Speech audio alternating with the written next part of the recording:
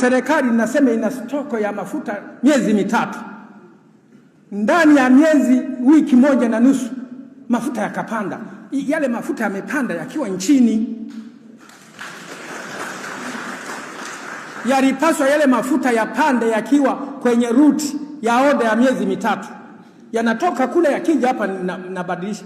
Hata andazi huaga zinabadilishwa bei. Lakini sasa nyinyi mlitudanganya sisi wananchi.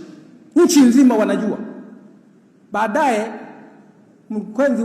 mkurugenzi wa EULA aliongea na wafanyabiashara wa vituo vya mafuta.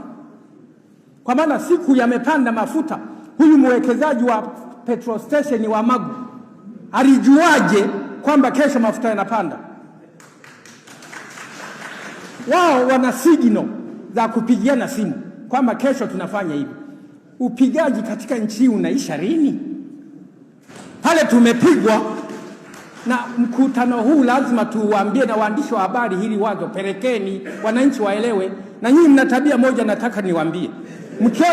Mkiona mtu anasema ukweli, mnaenda kubalance story.